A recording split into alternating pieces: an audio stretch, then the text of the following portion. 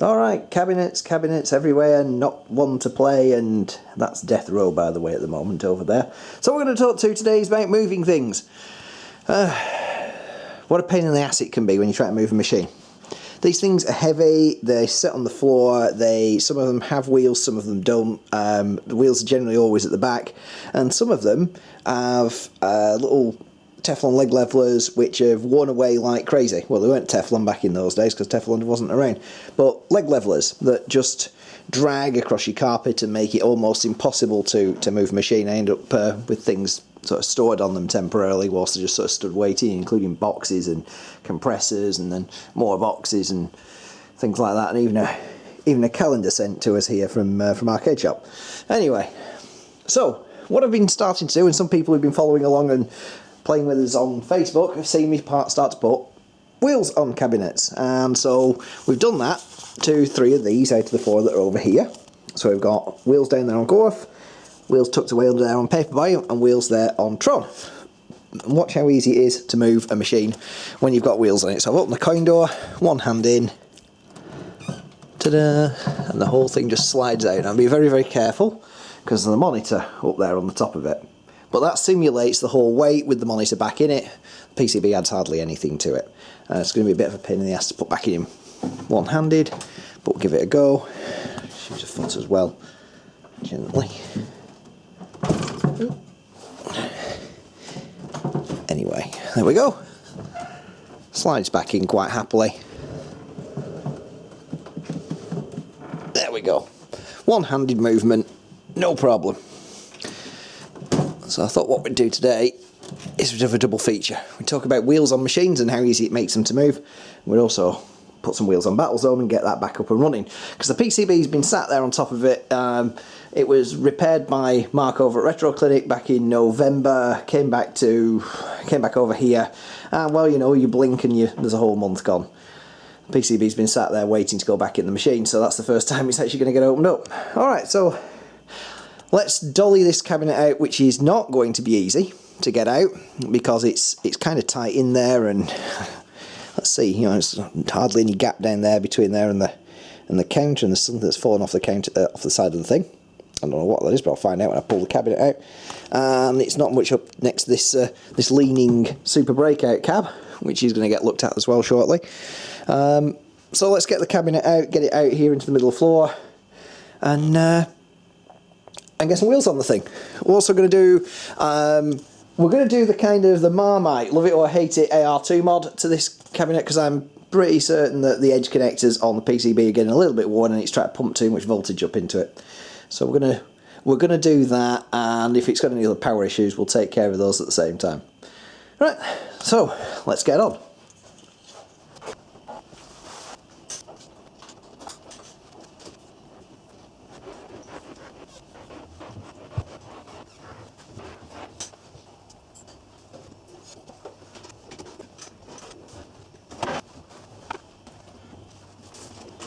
As you can tell, that wasn't the easiest move to do. It's in a tight spot up there by the wall. You have to dolly it out. There's a lot of banging around going on. Thank God the PCB wasn't actually in it. Then I had to get the truck under it from the front, and because this sack truck has that there, they're the most useless kind of sack truck ever, because as soon as you try to step over them, this bit sticks straight into your top of your stomach there, makes it impossible to get any purchase on the machine at all when it's higher than one of these cabarets. I wouldn't try to move anything more than a couple of cardboard boxes on one of those pieces of crap. They've got a nice wide blade at the bottom, but unless there's 2 of you, then it's pointless, in which case don't bother. Anyway, right, there's the Battlezone cabaret, just having a quick look over it. This is one that's in not bad condition, wants a little bit of a scrub, which we'll give it as well before we put it back in service. Bellows and everything are quite good on this, and the controls move quite cleanly. Control panel's good. Feel a little tiny bit scratched. Never mind. That's what happens. They're 30 odd years old. Was it 1979 this? 1980? Everything else about it's reasonably good. What you can't see in there particularly well... Oh, hang on. Through the viewfinder of the camera it shows up really well, but that's the cardboard piece, and that's really hard to... a lot of them are damaged. I know that a friend of mine, Luke, is looking to get one of these, and I sort of promised that if we can get it out of here cleanly, then he's more than welcome to make a template from it. No problems there. Front of the machine, good condition. This is one, I can't remember whether this has got the tube in it or not. Nope, this doesn't have the tube in, but it has the space behind here for it, so I think we'll fit one at some point. In the coin door, I've actually already put the wheels. We're going to use this type of wheel, so the front two are going to have this locking spot on them, and the back two aren't. So that makes sense. So we can put it in, clip the things down at the front, and then it won't move. So I'll just take all 4 of these out. Dropping the things around. In fact, let's take out the coin bucket. Again, getting a Battlezone, or a lot of machines with its coin box still around is actually quite rare. Because a lot of them just get used as parts storage and things like that. So I'm quite proud that that one's managed to come with it. Let's take the back off. So the keys are over here on the counter for it. Front lock's been refitted with a modern style barrel lock, modern style D-shaped key, and the back is one of these. See if we can get it in the first time around. There we go. Now this one has, I think, only about 3 inches worth of mains cable on it, but it's got everything else. So what we'll do with this one is, if we look down there, just stick the light on wherever the button is for the light on this thing. There we go. What we'll do is probably look, yeah, see, it's got its right connector on there. Yeah, I think what we'll do is we'll swap this power cable. I have one that's actually already made up, ready for these. It's an extremely clean power block in there.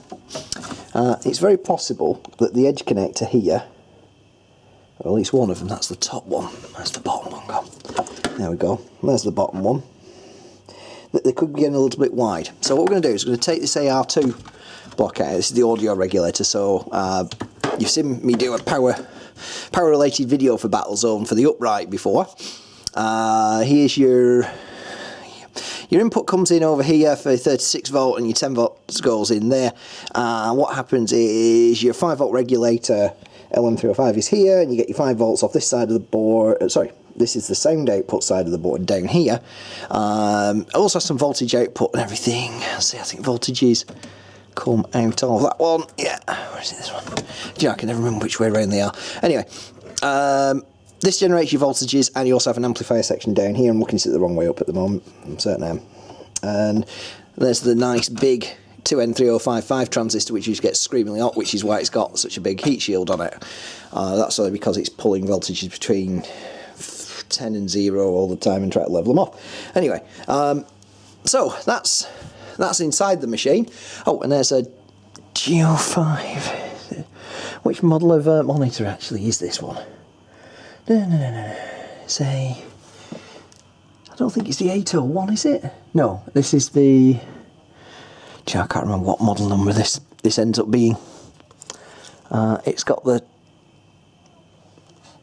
frame transistors are on. There's the frame transistors. You can see the back of the frame transistors there.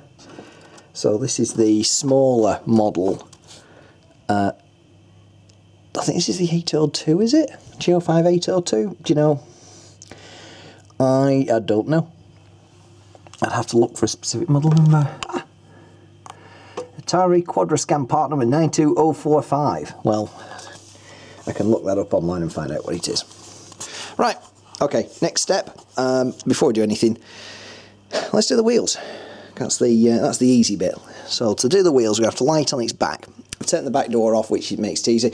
Now, somebody asked me, are these okay to lie down on the backs, on the sides? Well, yeah, actually, they're perfectly fine to lie down, so long as nothing's going to basically flap about. The monitor is secured. It has screws there and at the front there, and to get them out, you've got to basically undo nuts that are under here. And the same at this side, it's got screws down here that secure the monitor. So the monitor's not going to fall out. I mean, I just had it on a cart for a second and tipped it forward, nothing moved. So the only thing I'm going to do is I'm just going to disconnect this plug up here and secure it better. So I shall tuck that away just in some... I just don't want it putting strain on it unnecessarily. I'm going to lie it down in the bottom there for a little while. There's no mains connected. I'm going to put the power cable back inside. Those are parts that I care about, but at the same time I understand aren't going to get murdered. That's the power cable for where a marquee tube would connect to. So we've already got the power fitted for it, that's the interesting part, but no actual tube on the front. So that's one of the things I'm going to do. Do I fit an original fluorescent, or do I fit a 12 volt LED tube? I'm more likely to fit a 12 volt LED based tube. Two reasons. I can take the 12 volt straight off the AR2, or I can take it off the 10.3 unregulated circuit coming in, because they'll power up off that. It runs colder. I can get a warm white version of it, so you won't really tell the difference unless the cabinet police go looking in the back of it. And this will undoubtedly, the chief reason is that this will undoubtedly put out 110 or 120 volts, which is what it was originally intended for, not the UK. And with that, what I'll have is a massive problem trying to actually find a fluorescent tube that supports input of 120 volts.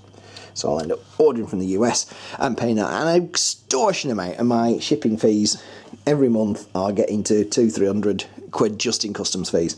So you can imagine what this is all kind of coming to. But as a hobby and as a concern, this is something, you know, I just don't give a toss.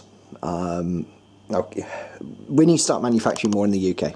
All the boffins out there who know how to do manufacture, PCB design and various other parts and things like that. I'm not talking about bulbs and stuff, but various other things just need to start. We need to start doing more over here and selling it back to the Yanks rather than it being the other way around. So, sick of the postage fees. Nice product, guys. Shame about the ocean. Right, anyway, let's get the cab on its side. Everything else here is nicely screwed down. 2 screws there. We'll remove that in a moment and go and do its mod.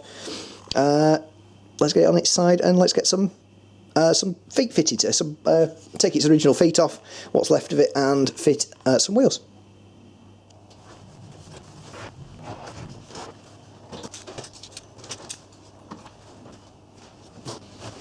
So cab's on its back. First job is going to take these 4 original little feet off it. So that's one reason why this one's been sort of dragging around. They're quite scuffed up. Over here. Excuse the hair and the beard and the lack of shave and everything. But anyway, these have just been secured by 4 straightforward screws. So I'm just going to take these off. Now you can tell that the original parts of the original feet were still actually here when they fitted those presses, and they've basically just wound them back in. So what I'm going to do is see if I can reuse some of the spots that they used. I'll take our 4 feet off. These ones. We didn't fit these were what came with the machine. You can tell also that somebody fitted these metal braces as well to try and pull to pull this piece of wood, top and bottom side panels, back into position a little bit better. What I might do is drive a few extra screws through that afterwards. Take these heads out. Maybe, I don't know. It's kind of okay as it is, but I'd like to see it a little bit more stable.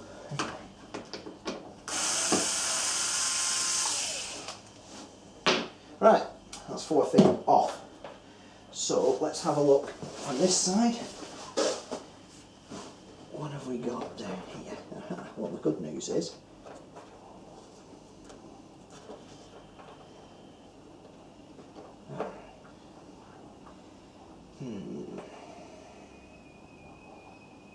it's kind of good news, bad news.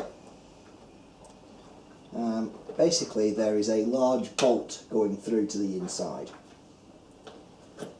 and that means that there's a bolt sticking up about here. There's a bolt basically on the other side. Now I'm just wondering how I can go about getting those. How do I get those out?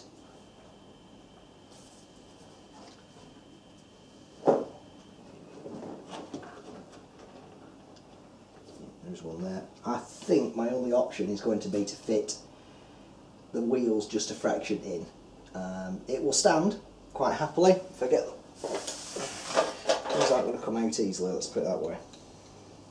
Those are two for the front. If I fit them there, the main thing is, yes, those will clear over the top as they go around, so if I fit there, I don't have any problems. Right there, and there. The front isn't going to be an issue. Those two go at the front. And back, have I got space to go? If I go there, have I got space to drill through?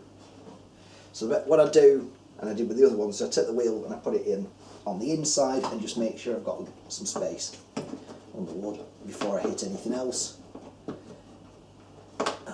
Where's the... There it is. Found it. And we're away from the metal plate, that's good on that side there. So no problems there, because I'm going to be driving either screws or bolts through it. I need to make sure that I've had the clearance to do what I need to do. Inside. That side's going to problem with take this because there's a whole bunch of cables down here. So that one.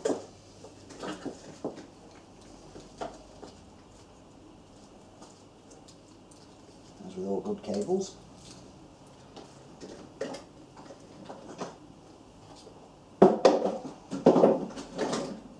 Tangled.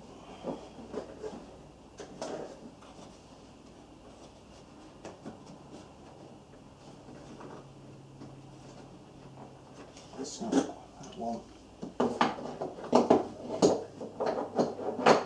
I drive. If I take that into there, like so. Here we go. You guys can't see this, but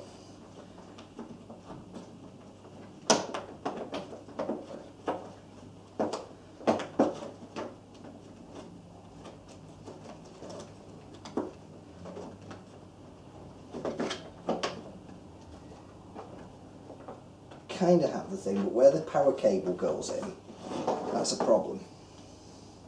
So what I can't do, can't go in front of it. Well, will the cabinet be any less stable if I put it there? I don't stand a chance of getting that bolt out, it's seized in. I've got space in front. I've got space in front that side, definitely. I've got space in front there. Let's double check it.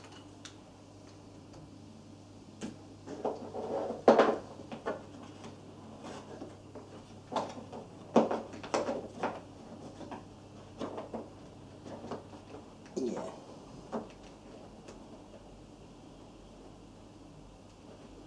There's only this one cable. So if I go as close as I can,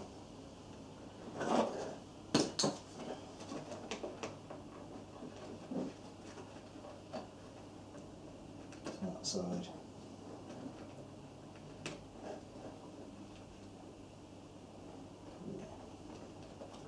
Okay, right. So what I'm going to do now is get the screwdriver, get the power driver, get some bolts and nuts out. But let's have a look in the front and see where we're up to, where we are with that. So we know we can go in the back, we haven't really got a problem. I locked up the coin door whilst I moved it, so it wouldn't flap about. I'll load her up. It's quite heavy. Okay. So what I don't have is a route down into the corner there, very easily. I've got a piece of wood in my way. There's a grill here, but that grill seems to be, yeah, that's been riveted rather than just fixed. That points through, it's creating a base tunnel. So these front two, I'm going to have to just take a photo inside there and see what state of play is. Should be no problems.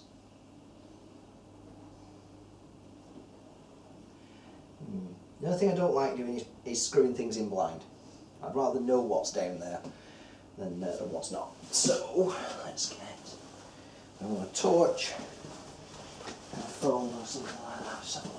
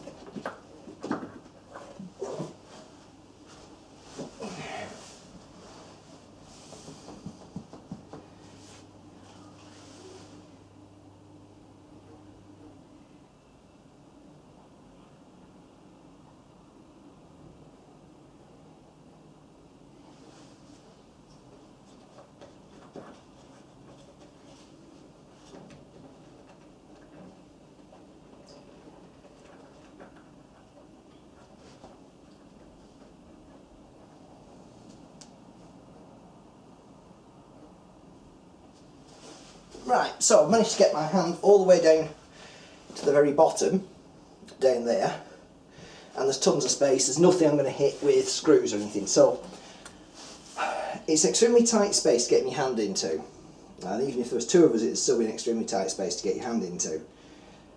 So what I'm going to do is I'm going to fit these front ones, and I'm going to fit these just to the side there. Well, there's plenty of space. I'm just going to drive screws straight in. They're not going to protrude. If I lock one down, I'm hoping this comes out in the camera okay. If I lock one down, it's just me filming, like so, and put it sort of level about there, then, you know, if it had been down on the floor, you would never have noticed that the kick wheel was there. Probably move it another ½ inch or so, like so. But there's tons of space at the front for that. What I might just have a quick doing is see if I can just get these bolts out. See over here, that's the ideal position. I can just go straight over the top of it. So how did that come off?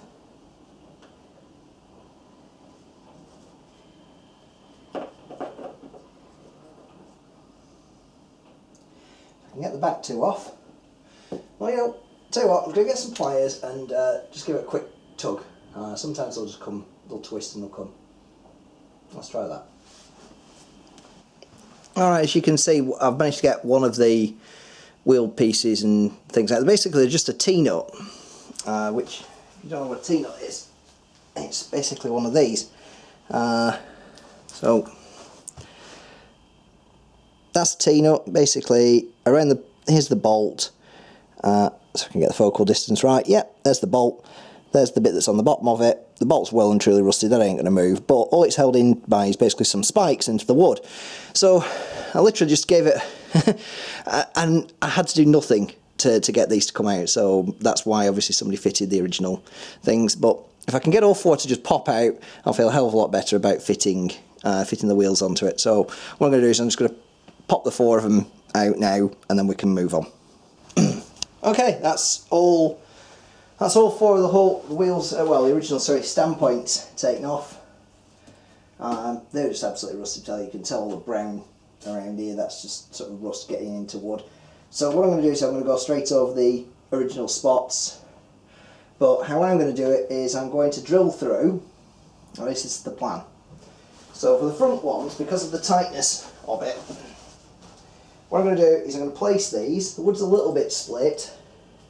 I don't really feel like I need to start re-bondoing and things like that, as the Americans call it, sort of wood fillering and all the rest. I'm going to go sort of here, away from that hole. I'm going to drive 4 screws in, so 4 fairly thick, fairly substantial screws, one there, one there, one there, one under where my thumb is, and that will pull that up nice and tight. They ain't going to go nowhere. And because I'm going to use screws that are going to go through and into the cavity underneath, which is what those bolts were that were in here before.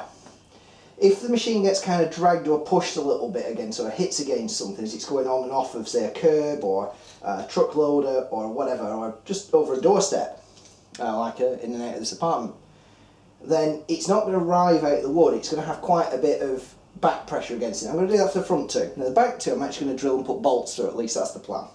So we'll see. We'll put the front two on first because that's a nice easy job. There's the two fronts.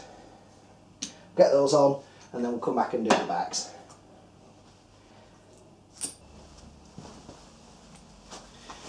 So, got myself a new drill. We'll give it a product test as well. So here's the screws we're going to be using. Simple as, put it in the corner like so. So we'll start with, I'll put it in that corner, but we'll start up here in the top left. They look like they'll slip through, but I've done this now on a couple of machines and they're absolutely fine. Just gauge it. Yeah, that's going to go over there fine. Get the screwdriver.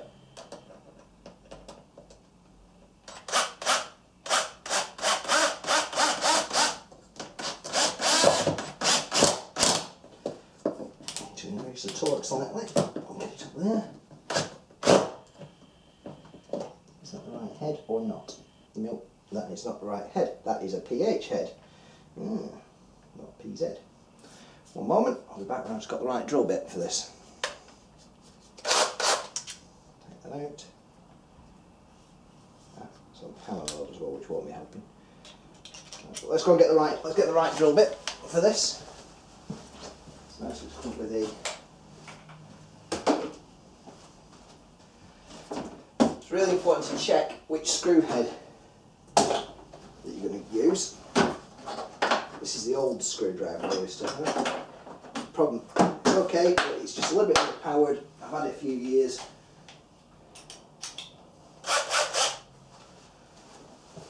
A little bit underpowered. And its battery doesn't hold the charge quite as long these days. Right, so making sure I've got this screwdriver this time, which we have.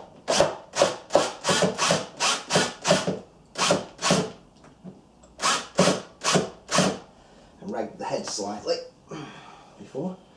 It's fine. Solve it with the next screw, which is going in there.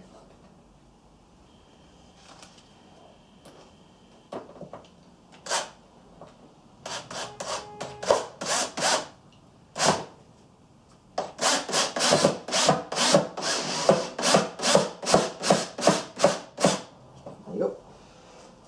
Two in.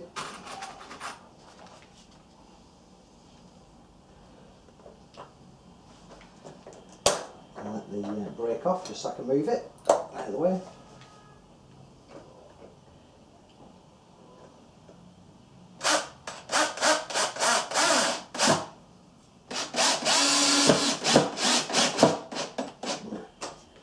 Don't go quite so tight into the corners and you're fine. And let the brake off, move it around the front, press up there, and I can get the back corner. Okay. What I was doing was rubbing against the there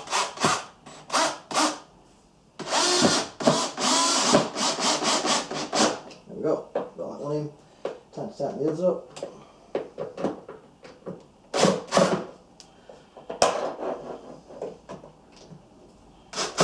That one's fine, we know that one's fine.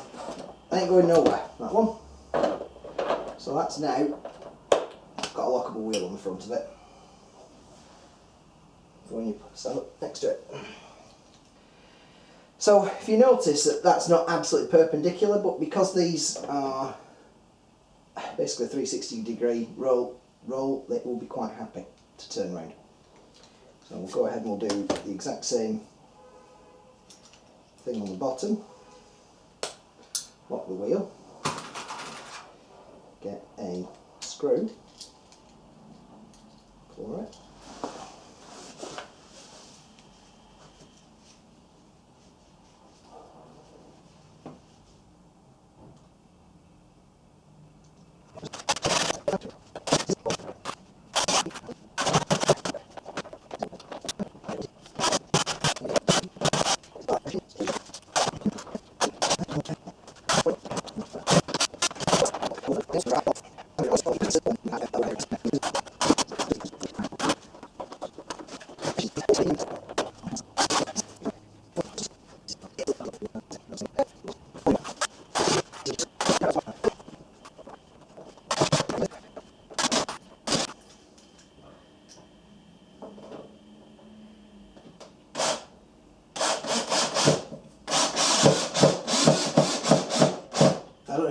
Any of you know this, but one good thing to do is to drive screws into a very slight angle when you're putting them in.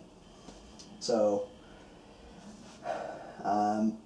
pop the screws in just a fraction off centre, and what happens is pull at the wood, pull at the part and the wood, and they'll kind of pull together a bit more, especially when you can't use glue and all the fastenings. So the good news is that's the 4 wheels on. Okay, so we didn't get round to using bolts.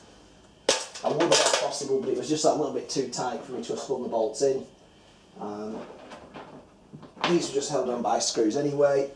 I'm going to put the 4 stoppers, 4 foot, basically the door stoppers, into the parts bin, and they get used somewhere else. Tons of things that they can be used for.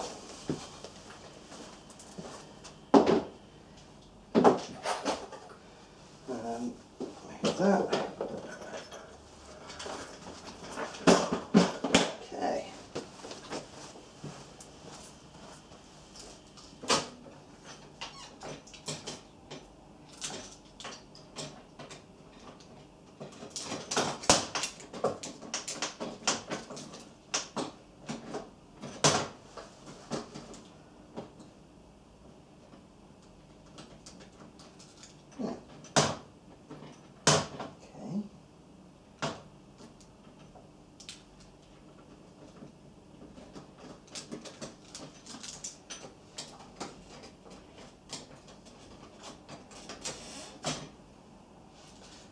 The key is just, I see, that goes there like that, that goes there like so. Oh god, back there, this lock needs replacing, so we'll do that another day.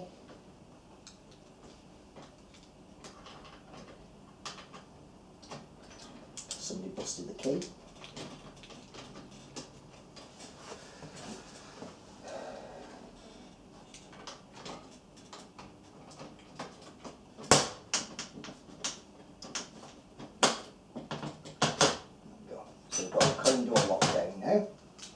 Once we lift it back up.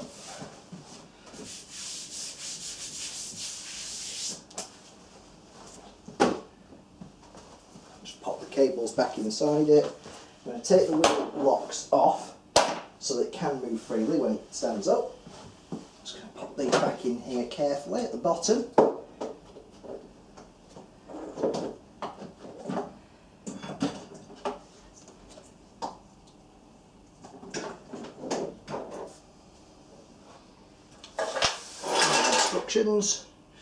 We'll get the hoover and tidy up. Oh, that, my friends, is basically it. This can now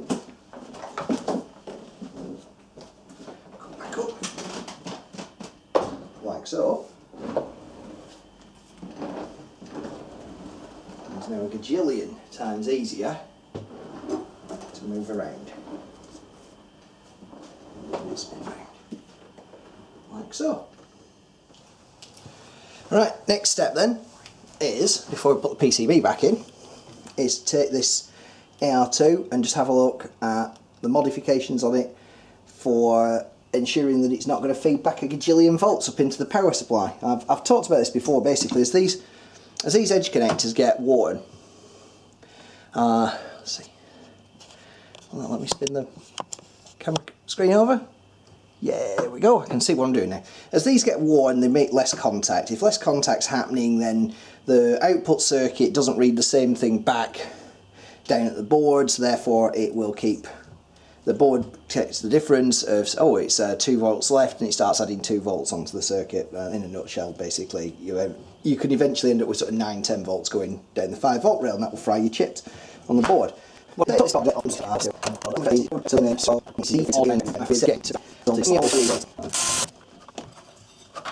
there's the AR2 out.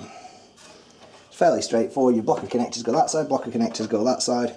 So let's turn this over. This one has been, and this one has already been modded.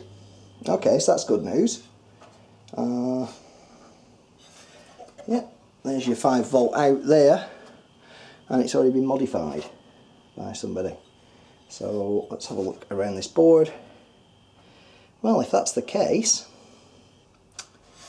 well,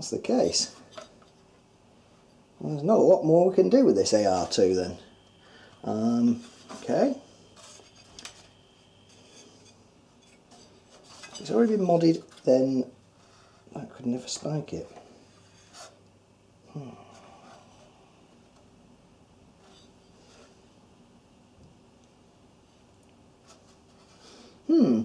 Alright.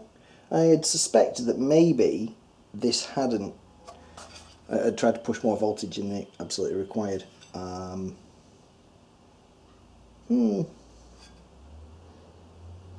don't know. Okay. No dry joints, it's been reflowed by the look of it. Nothing, no problems over that side. And 36 volt points. It's been modded there. Can't see any problems around any other places on this thing. Could be a perfectly valid power supply. Okay, well, in that case then, we're not going to argue with it. We'll put it back in.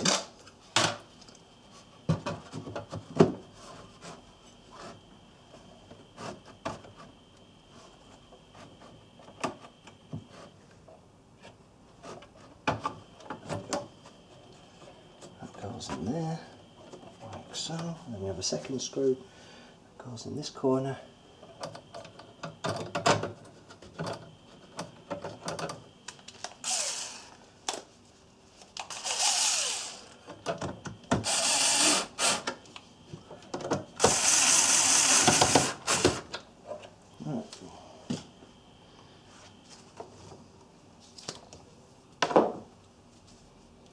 So the only other thing I'm going to do is I'm going to swap out this power connector afterwards, but let's get the game back up and running first. Okay, so what do we need to do to get the game back up and running? So to get it back, we need to put the boards back in. To put the boards back in, I've got to go get them out of the bubble wrap. Let's go do that and get the board set assembled. I'm not going to walk you through that bit. I'll be back in a second. Right, I've put the board back into the cabinet. So on a Battlezone board, these connectors here can be one of your main sources of problems. So if you are having troubles, especially with the in-game tanks and things like that not showing up, they're all taken care of by this top board here. If you are having trouble, check this connector as one of your primary things, and after that then, well, you're out on your own a little bit, because I don't even understand what goes on with these boards. I'm going to put the connectors back on for the AR2 now. Before we actually put connection to the board, because the mod's been done on this, I can read the voltage here at this board. So that's what we're going to do next. So 4 pin goes on there, 9 pin goes there, and that one goes there. Because I fell foul of that the other week. So here's a plug. I have a trailing lead for it back here. Crane door is closed. I'm going to leave that just hanging for a minute. I'm going to get a multimeter.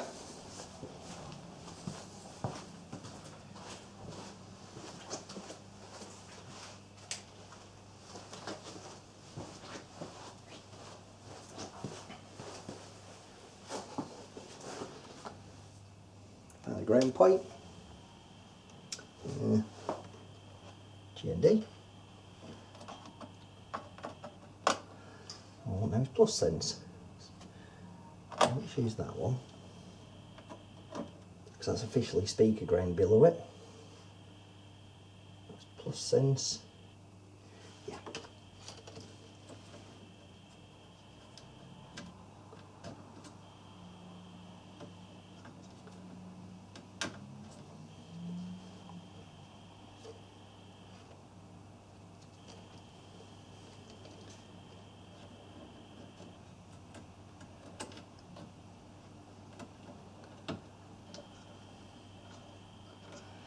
There's that one.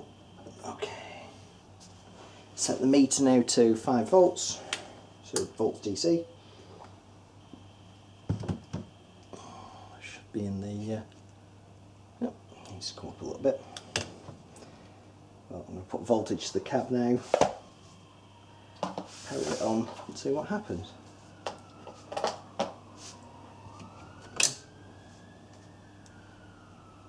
So what I have is 5 point, I have a slightly dodgy black lead on here. So I've got 515 coming off there, that's a little high. So I'm going to go in here and just see if I can get that to come down a bit. Down to more like 501.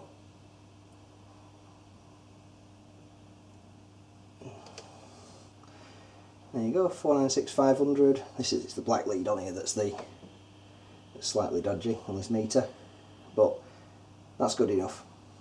5.00 volts going at that, and we know that that's what the AR is delivering, so I'm happy with that. Turn it off. I'm going to disconnect those leads from there.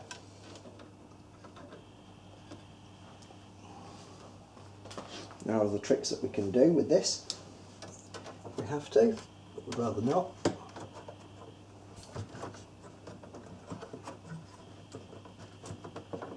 I will fix the boards down. That's not a little working. I mean, that's the wrong way to say it. I know that the boards are working.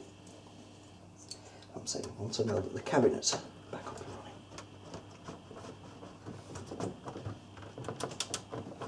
There you go, that's that one. That one's nice and firm.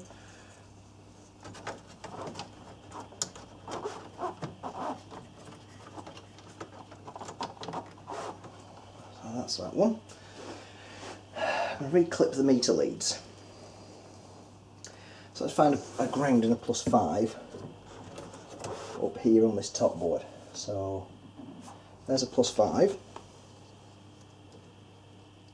there. This is a meter, so this isn't going to harm it. And there's a ground. So I'm going to clip onto that now. So we know 5 volts coming out at that end. I've plugged it in. The monitor's the only thing that's not connected at the minute. I'm seeing 4.75. It's not too bad. I'm going to put the monitor back on, see what happens. That might be a little low, that, but we'll see. These Battlezone boards can be a bit twitchy.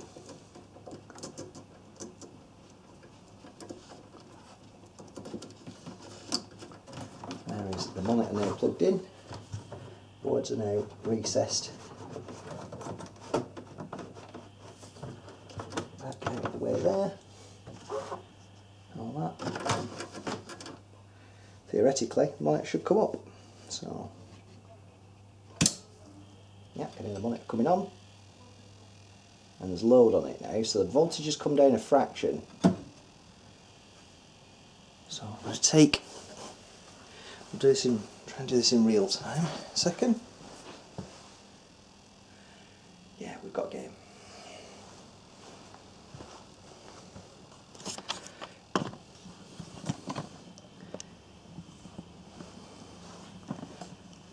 It's a little bit oversized, which is not that bad.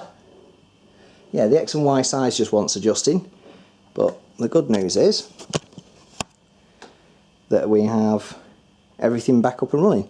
So I just need to sort the sizing out, which I'll do in a sec, but oh, it's not set on free play because he's changed the dip switches. Okay, so that's something else we've got to do. Need to grab something to look the dip switches up. Well, look of it, it's just the Y size that's massively out.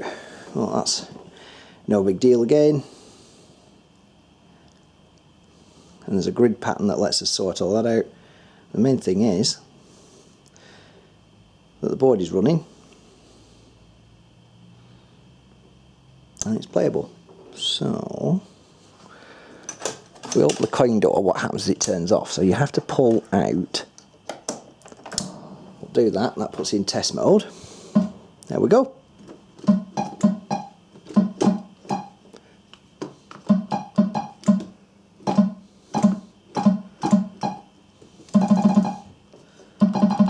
That's good. Okay. I'm going to do the sizing and the dip switches. So we'll be right back. I'm not going to... You can get the dip switches online, and you can get the... let's pop you down there. Let's see if I can move this up. It might be interesting for everybody to see this. Okay, so dip switches and everything are a cinch. You can get those online. Let's just raise the tripod so you can see that. So what I want to do is, you see how it's got this crosshatch pattern now? So the thing that I need to do is to get it in such a place that that is then centred. So I'm going to turn the camera light off so it's not glaring off the screen. There we go.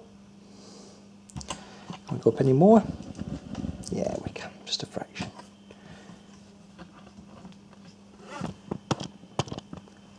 There we go. Right, so I need to just adjust the Y size and the X size more than anything. We've got a little bit of curvature going on, which means I think this monitor probably wants looking at, but we'll bring the size in first before we start worrying about things like that.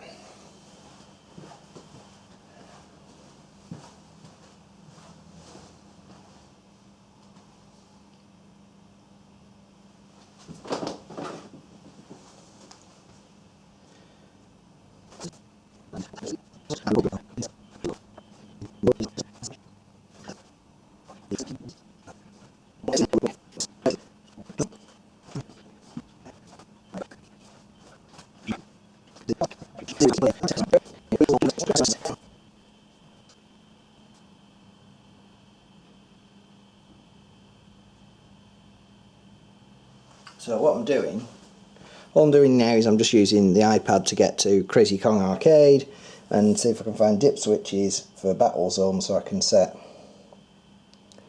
Battlezone. Here we go.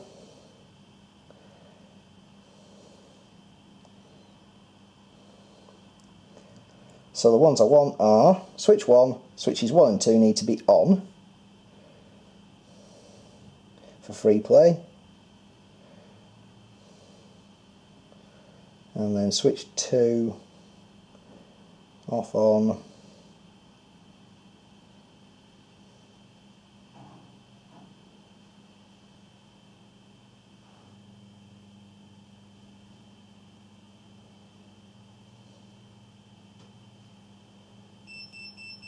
That's just my meter. So switch 1 and 2 on switch 1 on. So let's do that. I'm going to switch it off to get it to do this.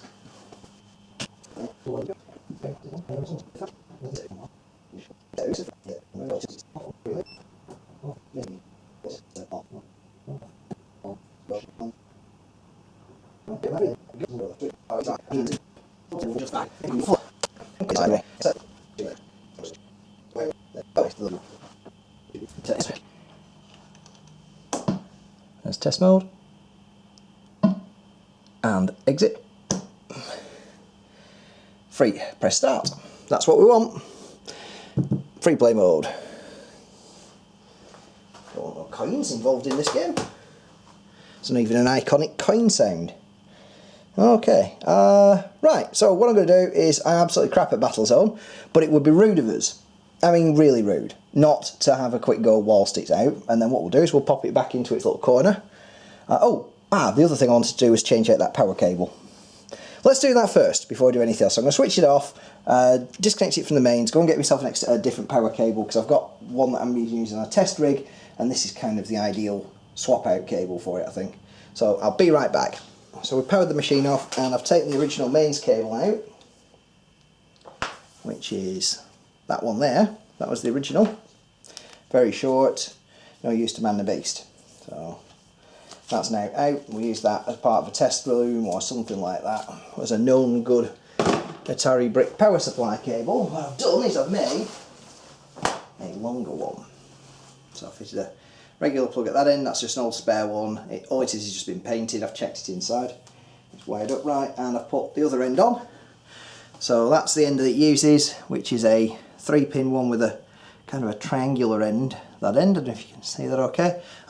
If you need the parts for these, if you ever come across these on Atari cabinets, they are available. You get them from Mauser. They are a Molex, or an amp part. They are 02091119 for the crimp, which are the sockets. It's that one. And then the plugs are 03091032, which are those, which is that type. Anybody wants any more information, just leave a comment or send me a direct message or something like that, and I'll give you some links. They're probably available in the UK from Farnell. At the time, a couple of years ago, when I bought this batch, because I needed a bulk of them, could not find them in the UK at all. Farnell, generally, they are on their website and are listed at UK pricing, but they are US stock, generally, which carries a $15.95 charge, and Mauser is only $12.95. So $15.95 once for your order though. Right, anyway, so cable, reasonable length, all the way back over here. Decent, that'll reach to anywhere pretty much now along this row that it's going to stand in, or anywhere I want to put it, or when it goes out with us. It'll kind of happen to sit there. Right, so what I'm going to do is just go and fit this around the back, and then we'll power the game up and we'll have a game. Right. Here's the moment of truth. Here's the plug.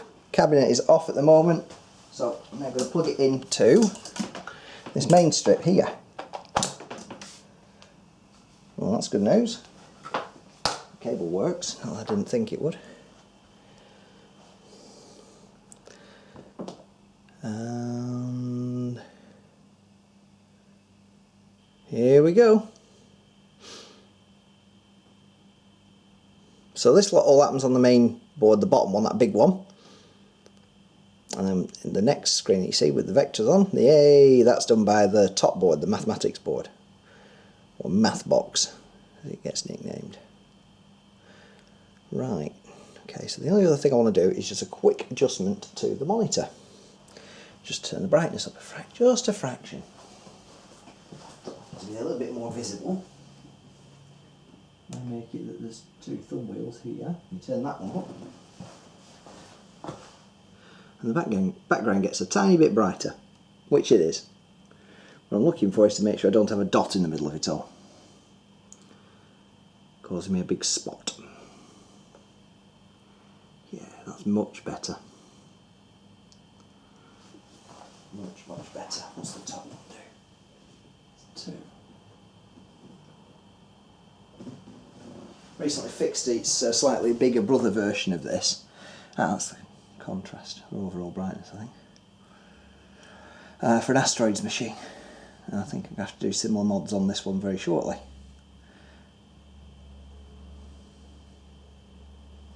Let's just do test mode.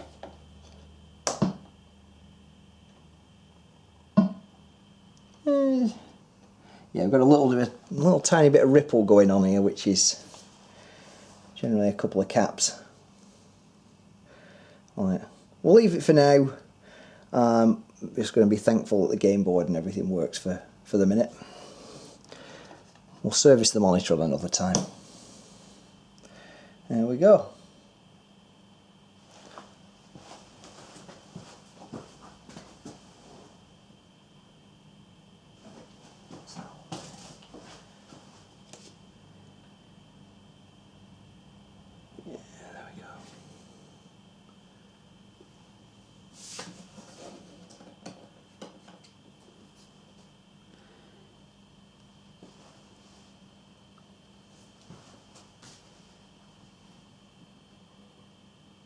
Let's just extreme it just for a second. Yeah, that's the contrast. That's not the one that we want. Oh, there's the dot in the middle that we don't want. I hope you can see that.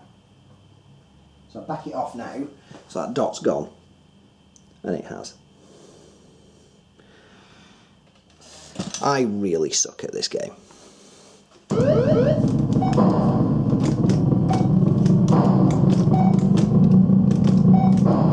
See, I can't hit the tank.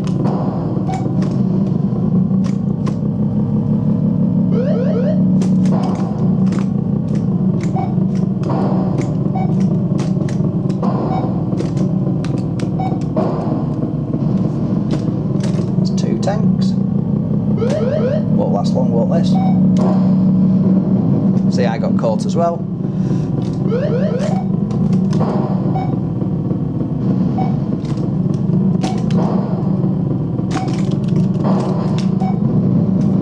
I never know which way to go for the best. Spaceship or something.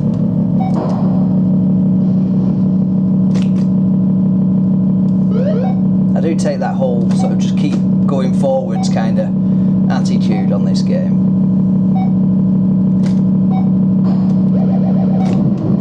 And that's it, I'm dead. Score of 4,000. Right. So the power cable was just secured in the back onto a piece of wood actually by just 2 zip ties. So I'm just going to replace those. So there's some strain relief against the cable.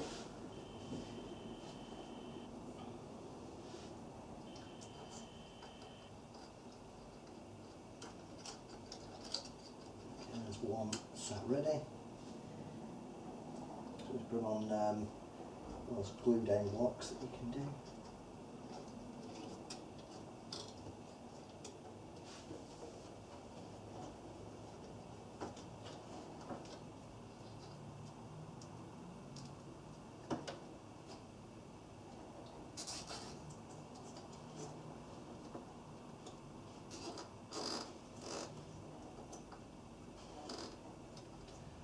One.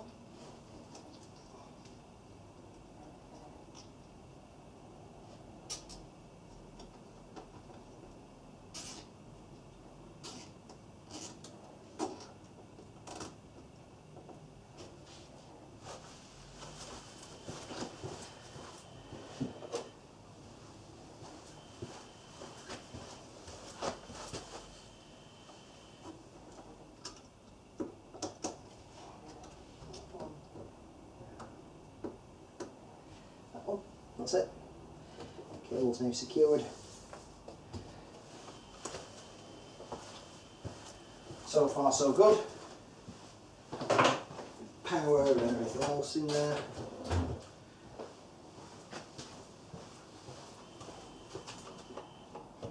Keys. Open that door, which we'll keep in the tray for now.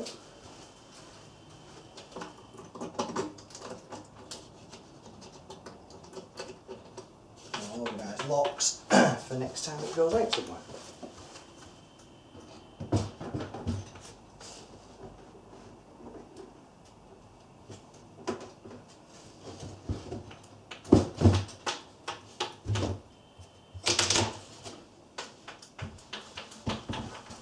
Check where that's landed.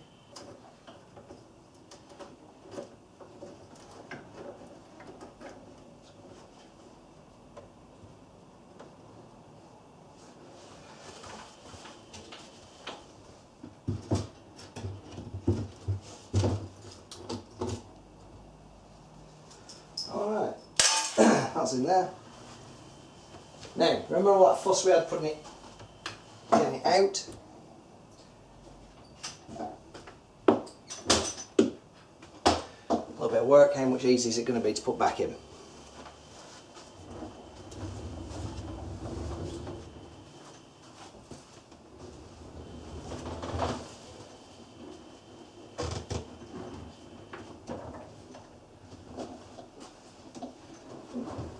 I will do. I'll just rescue whatever it was that fell on the floor.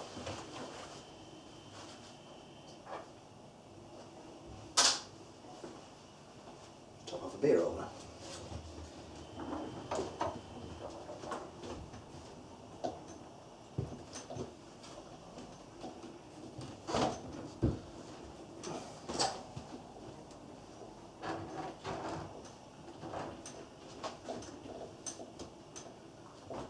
There we go.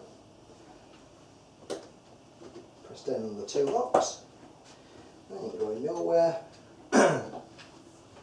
We do actually have a power rail set up back there, but for now we're just going to plug it straight into the cooker socket to test it.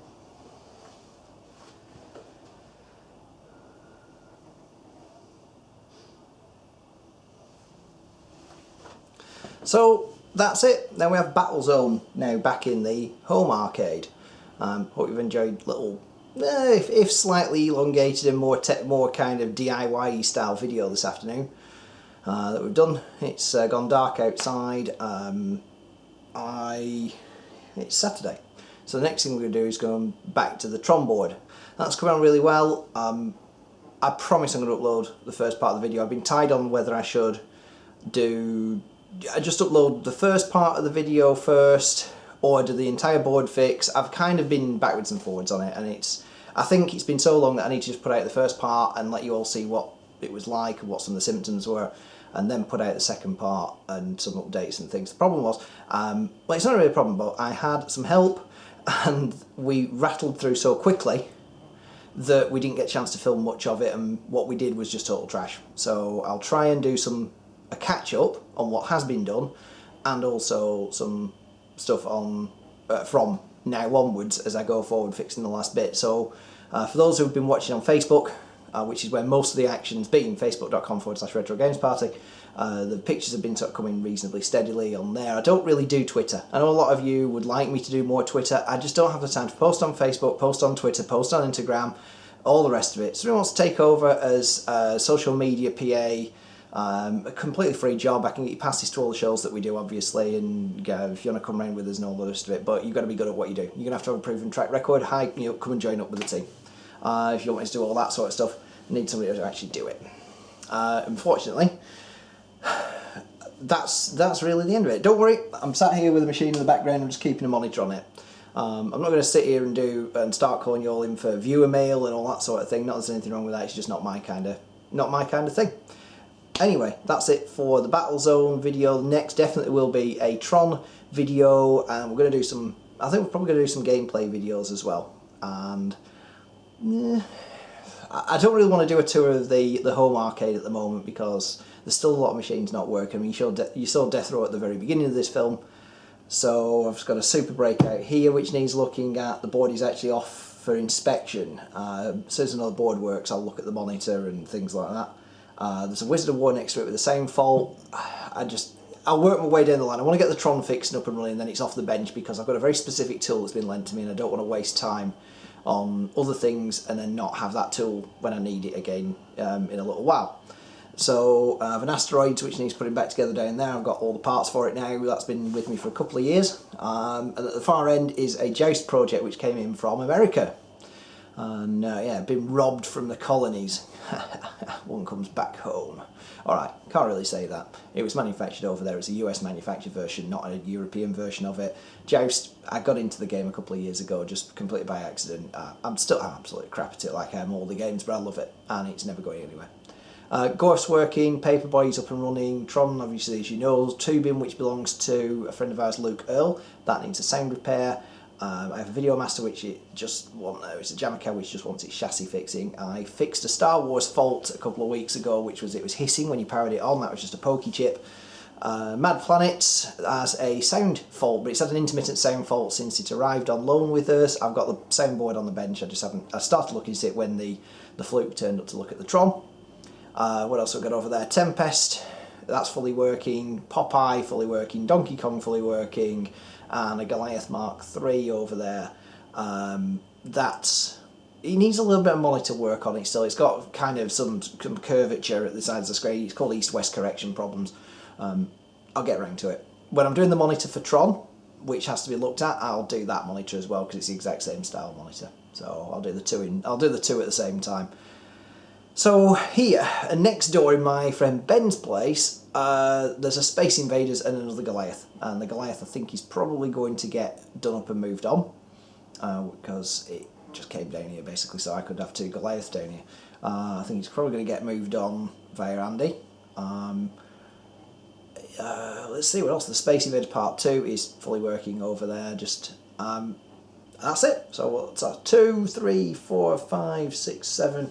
8, 9, 10, 11, 12, 13, 14, 15, 16, 17, 18 that I've got at home at the moment, and I do actually know there's one in the pipeline. Well, there's two in the pipeline. There's one I bought that was for sale on UK VAC, which was Pack and Paint. That one's on its way, that's coming to the unit, and then I have a very special one which is going to come and live here, and it's going to be part of the permanent home arcade here. No, I know a lot of you'd like me to bring it to the shows that we do, but it's not going. It's too costly a machine. It's also one I've been after and can't get. I have one similar to it. That one can keep going out to the shows, but that one, when it comes here, is staying here. It might go to the Manchester show. So on our tour schedule this year, so far, there was a lot of talks, a lot of different events that were supposed to be coming out. Just give you a quick update on those. So we're definitely doing North East Retro Gaming, NERG, in June 20th and 21st. This is a lot, by the way, for me doing a one-shot take. I'm usually quite stumbly. So we're doing that, June 2021. Before that, we have Play Blackpool. We just agreed the deal for that.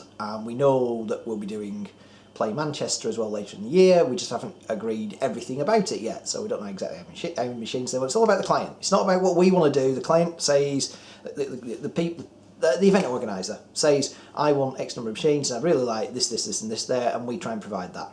And that's what we do. What else is coming along? We've also got Sci-Fi Con later on in the year. We'll probably, although it's unconfirmed yet, be back at London Film Comic Con in July at Olympia. I'm not sure. I can't talk about a couple of other ones yet because I haven't spoken to their organisers and confirmed whether they want arcade machines there again or not. And then we've got a bunch of private hire outs. If you want to hire machines off hire machines for your own private party at a function room or public space, we don't do in-home hire. Just get in touch with us via the website. We do hire out. If you want to do a big public event, just get in touch with us and we'll try and organise that. We can do anything from sort of 10 to 150 and beyond, and we can pretty much keep them all working the entire weekend, or whatever you need. If you want to come and hire, if you want to actually just come up and play machines, you've got two options. You can come to an amazing thing that's been created out of my partner's brain cell, which is Arcade Club. You've all heard about it, and you saw me do the video of it a few months back when it first launched, and that's going really well. That is moving very shortly to down at the big unit that we built last year, New Frontier Arcade, and that will be there every Saturday. Very shortly. We've just got a few things more to take care of down at the unit, and then that can go there. What else? If you want to have a private party of your own, you can hire our arcade room, and again, details of that will be forthcoming. If you're interested in a date, anything after, I'm going to say, we're on now, February, this is February 6th, is it February 7th, sorry, today. If you want to use that facility, I would say after April. Oh, that's a wonderful event, I'll tell you about that in a second. If you want to use that event, anything after, I would say probably after Easter. I would imagine that just do us a favour, go to the www.newfrontierarcade.com, send us an email, tell her, and just do us a favour, just say you saw about the details on one of James's Retro Games Party videos. It's all a big thing. There's 3 or 4 of us involved in it. I'm involved in it, Andy's involved in it, and a couple of the people working in the background who you don't know just yet, who are all working with us. Which are actually just part of our immediate families. So it's kind of a family-run business, and you just haven't met them on camera yet. Those people are all at the end of those email addresses, including myself, just so get in touch with us. If you want to talk to me specifically, the Retro Games Party thing is still going to keep going forward. We're going to keep doing the events. I'm going to still keep doing what I love, which is promoting videos, promoting games, promoting events, all that sort of thing. I'm running my own parties as well, which will be also down at New Frontier Arcade, but there'll be special ones, those ones. That's still going to keep going on. There's going to be no changes there. I'm going to be doing more of the technical side of things, as well as helping sort of steer things forward and try and work on a sustainable plan. And it's been a fun 12 months. Anyway, that's about. Oh, sorry, I'll leave the best till last. So, as South Coast Slam, which was last year, and I still have a ton of unreleased videos from last year. South Coast Slam was a pinball and arcade event that we helped with the arcade side at Easter last year, 2014. That is not happening this year, 2015. So Andy and with Arcade Club as the covering brand and Northern Lights Pinball are doing their own event this year at Easter called 8-Bit Flip. 8bitflip.co.uk. Hopefully, if I've had the chance on the edit, I'll have put all these web addresses on the bottom of the screen, somewhere around about there in little taglines as I'm talking to them, or they'll just be in the link in the description down below the video. At the moment it's just run off the back of a Facebook event, but please do sign up to the page. It's in Nantwich. It's in the Cheshire area. It's a 2-day event over the Easter period. They will release more details, and I'll be helping out with the marketing side, I would imagine, on that. So on that, I'm not 100% sure whether I'm personally going to be there, but I'll be helping behind the scenes get all the machines ready, as I always do. I just don't know whether I will be putting an appearance in at that event just yet, because of some other personal commitments in my own life. And yes, I do actually have a life outside making videos and running around and doing arcade stuff and running backwards and forwards. And anyway, so 8-Bit Flip this year will be in place of South Coast Slam. It will be up here in the north, which is where the best bit of the country is, really, because it's also cheap for parking and cheap for hotels and things like that. Anyway, so that is all I can tell you. That's everything that's at the moment. I sent a massive box of chassis off for repair the other day down to Error 24 down in Kent. I'm too busy with doing PCBs at the moment and doing restoration work, so it's easy just to send them off. They'll come back absolutely spot on and working again. I'm really always happy with the service we get from Grant down there. No more I can say. So until the next video, I hope you like this little sort of update at the end of all this. I know it kind of looks like I'm copying other formats and things like that, but it's something I've been kind of gearing up to do for a little while, is this sort of sit here and have a talk to everybody. I hope you like what we put at the end. If you want to talk to me about absolutely anything, I'm the only one who answers the YouTube comments on the channel, so you can talk directly to me via that, or you can go to the Retro Games Party website and send a link there, or you can, if you look down below, my personal Facebook page and Twitter account are below, and you can always contact me through those. Anyway, so that's the end of this video. That's the slightly elongated Battlezone video, and I've kind of been waffling on for a good sort of 20 minutes or so here now, because I wanted to make sure this thing got a very good thorough test with its back door on and everything, and now I'm going to try and play it and get a little bit better at it. So see you on the next video, which definitely will be a Tron update. I don't know how far we're going to get and how much more I have to do with the graphics side of it and things like that yet. So anyway, until next time, see you later, and don't forget to subscribe by clicking that link, that button up there. Hit the old subscribe button and follow the social media links down below, and do follow us on Facebook and what we do put up on Twitter and places like that as well. So please do get in touch, give us some feedback, please hit the like button on the video. If you like what you've seen and you've got anything at all, please do share it as well. It's not secret. Don't keep this stuff. This is not the X-Files or some clandestine secret from the past or anything like that. Share it, get it out there, get more people to know. The more people watch the videos, the better I can gauge what people want. I can produce content that people want. Alright, so till the next time, have a great day, and I'll see you soon.